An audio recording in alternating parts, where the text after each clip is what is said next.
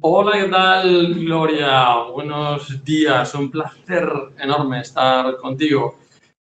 Como sabéis, la gente que nos escuche, pues nosotros tenemos un poco estos encuentros, ¿no? Que realmente son una tertulia entre amigos que, digamos que compartimos nuestros puntos de vista respecto a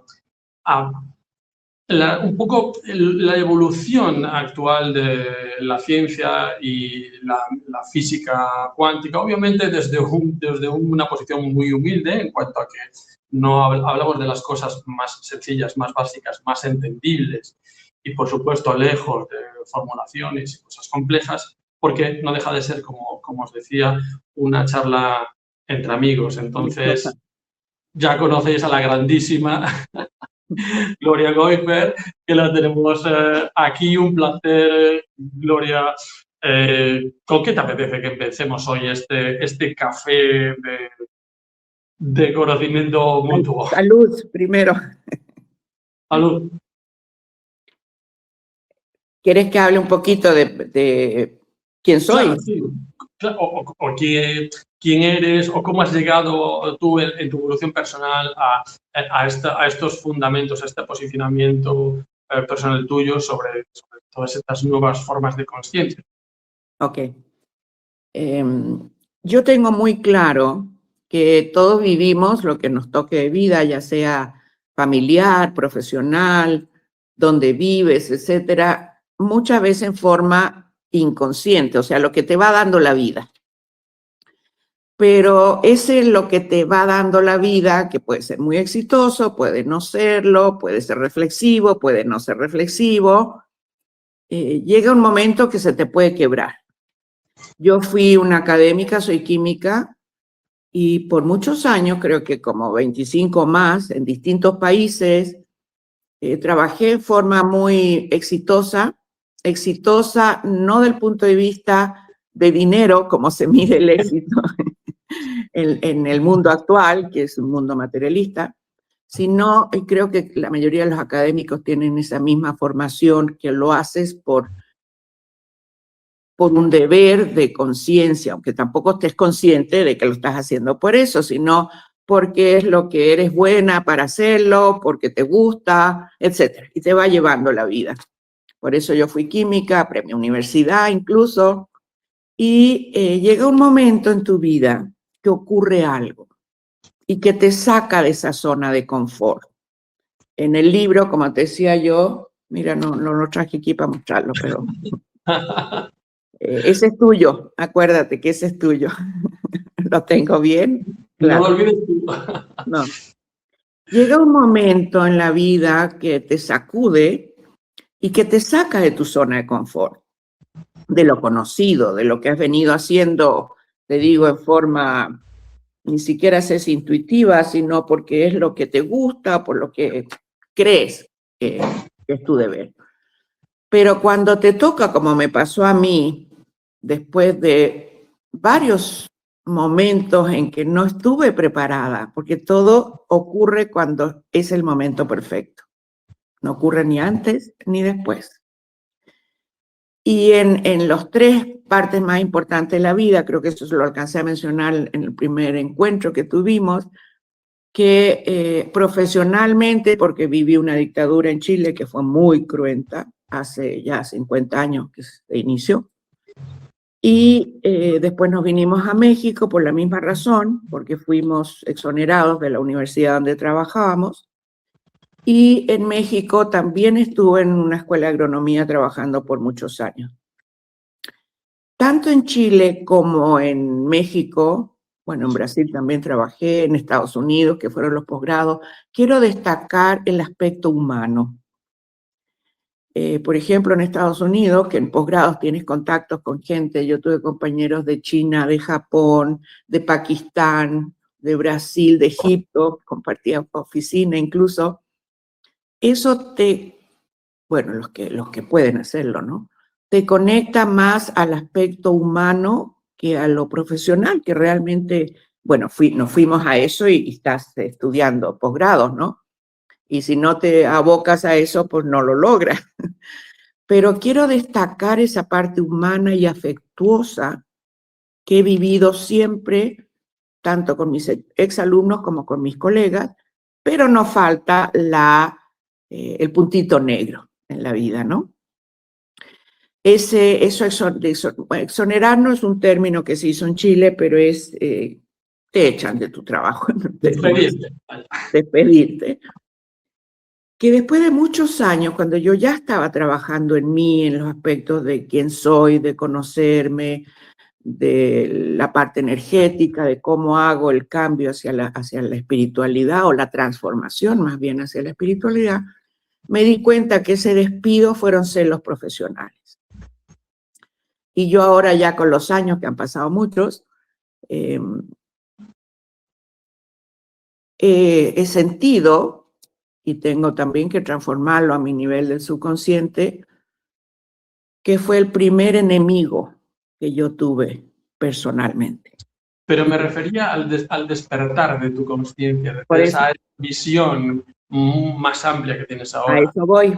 ¿Por qué me llevó a eso?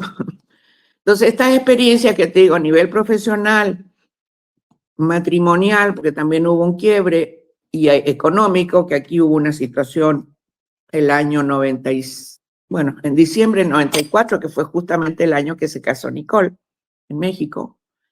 Fue un break económico muy, muy fuerte, que prácticamente todo México salió afectado. Y ahí ya, después de todas estas situaciones, que en un momento las sigues viviendo, llegó un momento en que mi cuerpo se quebró. Y por eso quiero llegar a cómo el entorno o las situaciones de experiencias que vivimos te pueden llevar a un cambio radical en tu vida.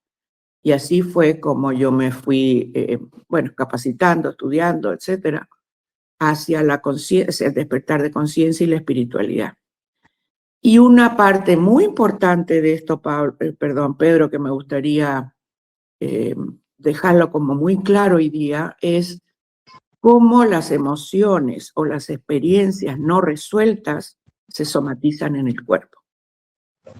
Y de ahí viene, o vivimos sanos o vivimos enfermos, que no es solo una cosa biológica. Yo, Gloria, lo tengo... Tú sabes que yo, para poder aplicar todos estos conceptos que son tan complejos, tan extensos, tan profundos, mi mente necesita simplificación y necesita simplificarlos en 2, 3, 4, 5 conceptos básicos que luego pueda manejar en mi día a día, que luego pueda aplicar. Lo que no puedo andar es con una complejidad tremenda en mi cabeza que me dificulte, ¿no?, la aplicación práctica, ¿no? Y una de ellas fundamental es que, lo hablamos el otro día al principio, darse cuenta de que, a pesar de que estamos dotados de una serie de sentidos y que vemos materia y tocamos materia y sentimos materia, al final tenemos que entender, por todos estos desarrollos científicos que ya llevamos en el último siglo, que realmente antes que materia somos energía. Todo lo que vemos y tocamos como materia es antes energía. De hecho, la materia es una organización inteligente de la energía, pero realmente, básicamente, a pesar de que veamos materia, que entendamos que materia es a bajo nivel, es energía. Materia es energía colapsada. De tal forma que, si todo es energía, ¿no?, a mí un principio que me parece fundamental es el principio de unificación, el sentido de si todos formamos parte de la misma energía universal, al final todos estamos conectados con todos. Yo soy esa playa es parte de mí,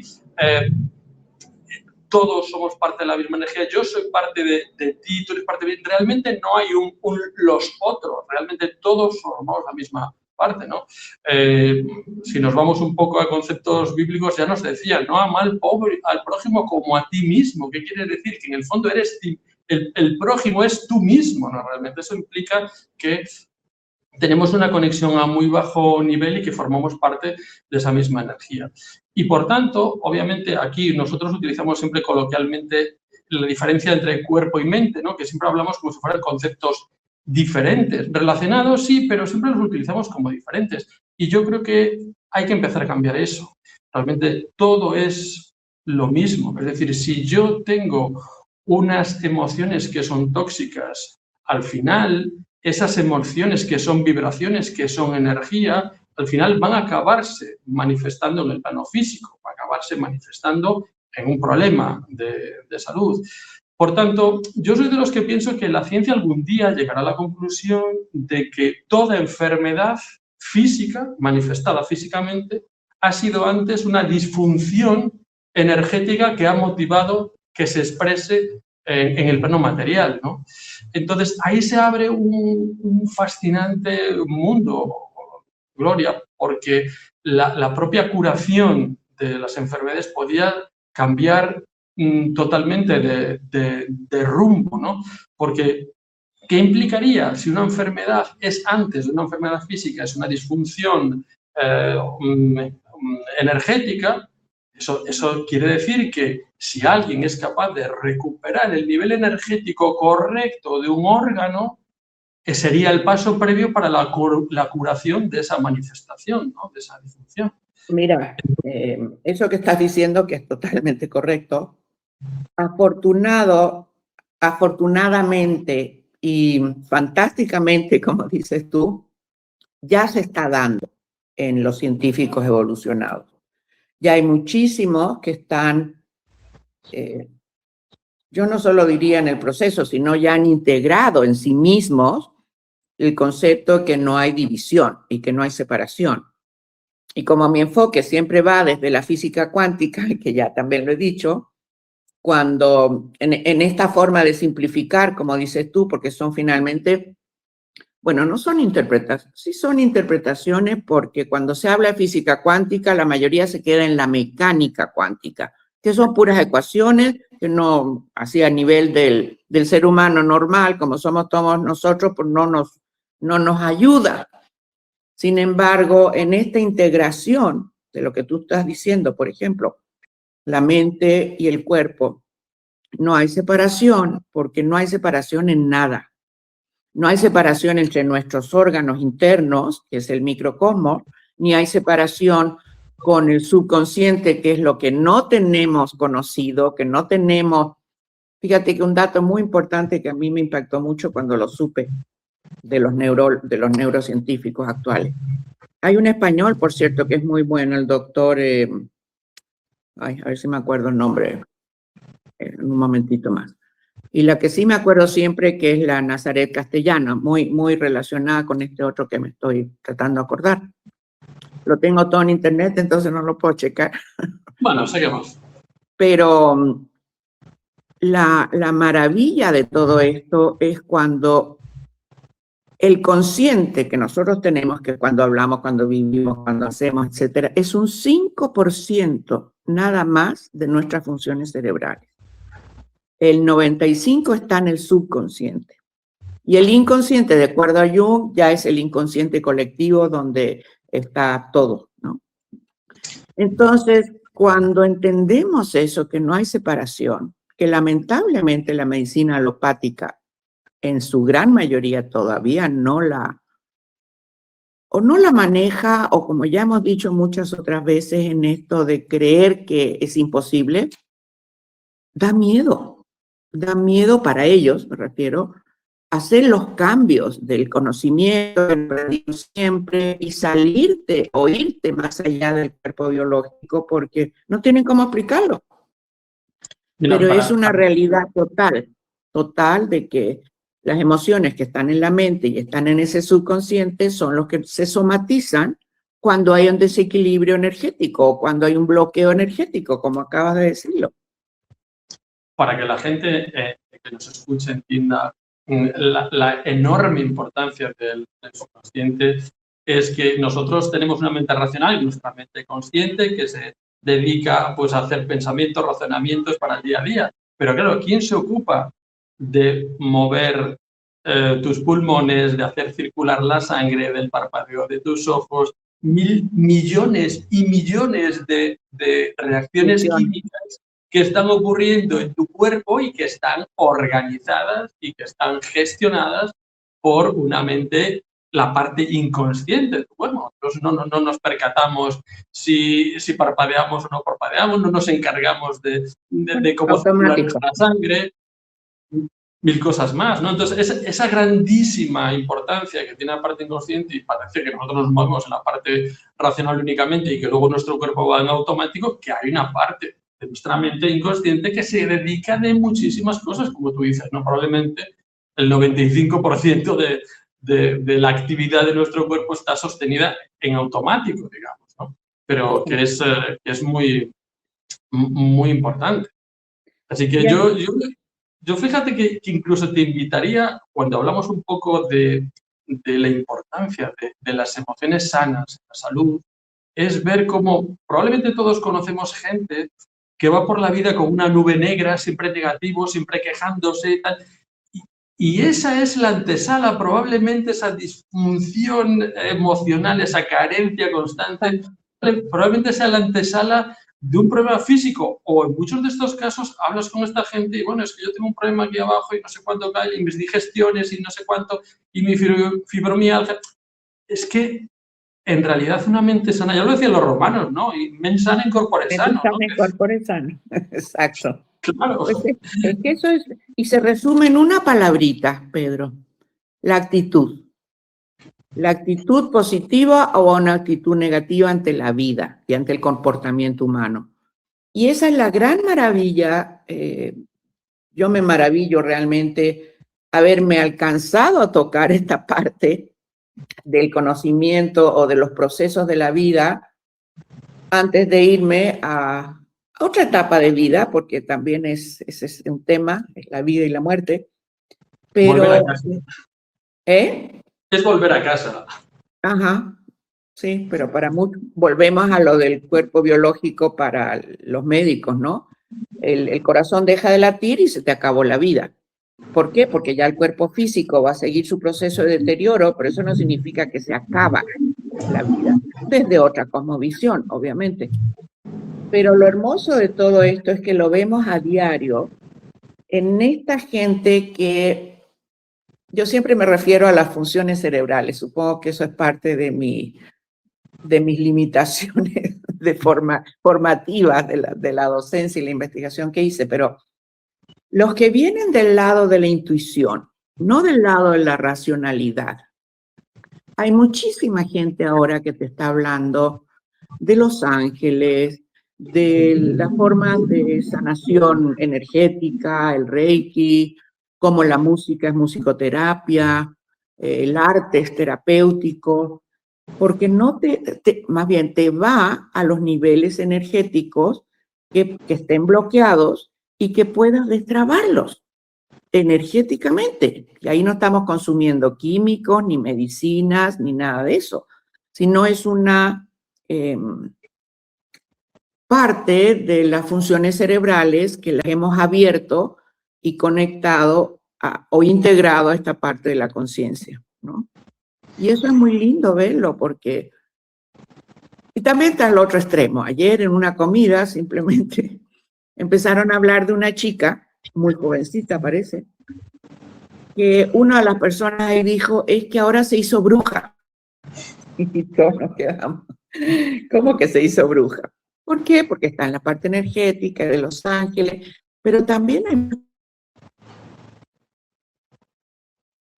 Yo no digo que se necesite una preparación porque puede ser un don, ¿no? Un talento que está la gente. Pero también hay mucha farsa, también hay mucha... La chica, te digo, jovencita, que ya era considerada bruja, tenía 100,000 seguidores en las redes, hablando de cosas que para cualquier persona como nosotros dirías, bueno, ¿qué fundamento tiene o qué experiencias ha vivido para llegar a formular estos conceptos?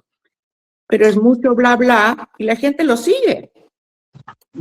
Yo, Gloria, yo cada vez juzgo menos o intento juzgar menos. Es decir, a mí me encanta escuchar a la gente que tiene un punto de vista distinto, ¿no? Luego ya verá, o sea, de momento tiene mi atención. Cuando alguien tiene un posicionamiento intelectual diferente, hay algo en mí que me invita a escuchar, ¿no? Luego ya veremos si eso que cuenta esa persona pues conecta conmigo o no, o me parece más creíble o menos, ¿no? Pero en realidad yo creo que es una actitud positiva, al menos en mí, o por lo menos la intento mantener, es la mente abierta. Hay cosas que parecen increíbles o que me parecían increíbles hace 20 años y hoy estoy trabajando en ellas. Entonces, quiero decirte que yo en principio intento ir con una mente abierta y pura en el sentido de escuchar. Luego ya veremos si, como tú dices, lo que escuchas encaja un poco contigo, nota, o si le ves pisos de posibilidades o no. Pero hay una cosita que quería, antes de que cambiemos un poco a este ámbito, y que no quería dejar pasar por alto, en el tema de la mente positiva para la salud del cuerpo. Y es que nosotros, en nuestra mente, cada uno es dueña de su mente. Y es decir, tu mente es tu jardín. Es decir, puedes elegir. Si tenemos malos o buenos pensamientos, tener buenos o malos pensamientos es una elección realmente, ¿no?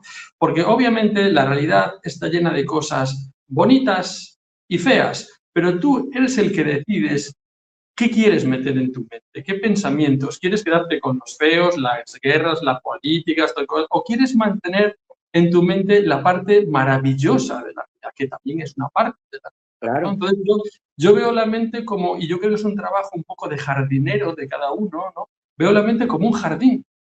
Y se Bonito. trata de, claro, y si tú quieres realmente que tu jardín esté bonito, preocúpate de ponerle flores bonitas. Y si tienes cactus, no me interesan los cactus O porque me quitar las pinchan hierbas. Y y quitar me las hacen hierbas. daño.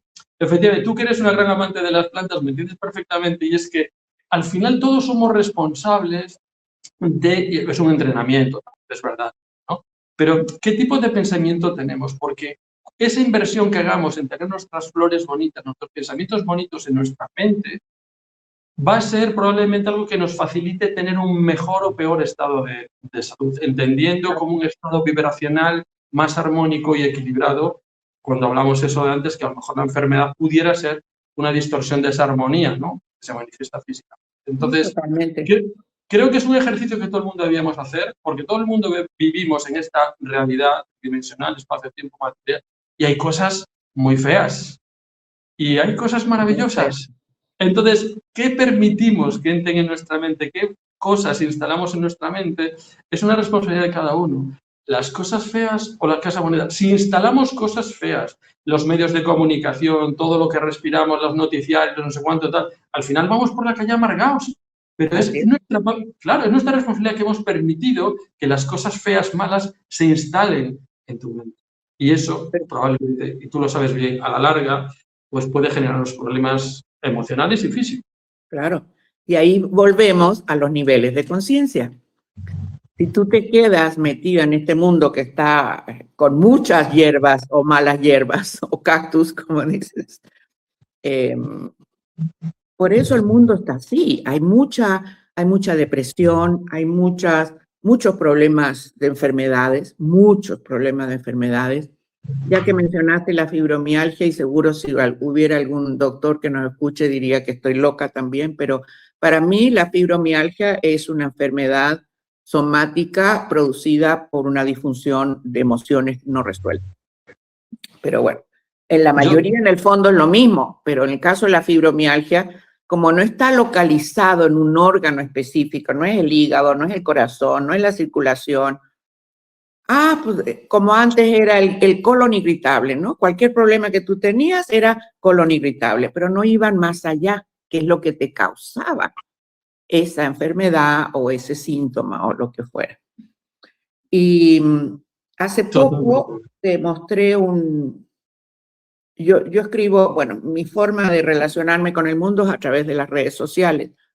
Y había puesto, que creo que tú no estuviste muy de acuerdo, dije, existen, porque fue un artículo también que escribí en una revista, las dos miradas, le llamé, que es lo que estás diciendo ahora. Claro, sí. Si nos quedamos solo mirando lo que existe en el mundo ahora a través de las noticias y de todo lo que está pasando y las guerras y los exterminios y bla, bla, bla, pues no, casi no hay manera de sacar la cabeza fuera del agua. porque pues está terrible, ¿no? Pero a pesar de que eso no lo podemos cambiar, sí podemos cambiar nuestra mirada hacia adentro. Por eso yo le llamaba las dos miradas, pero tú me hiciste la corrección que no son dos miradas, sino que es una decisión, si miramos para afuera o hacia adentro. Y esa mirada hacia el interior es conocernos a nosotros mismos. Y existen herramientas maravillosas como la meditación y todas las técnicas energéticas. Y volvemos al reiki, a la música, a la relajación, que nos lleva a un estado de paz, aunque el mundo se esté cayendo a pedazos. Y eso es una decisión propia tuya, como acabas de decir.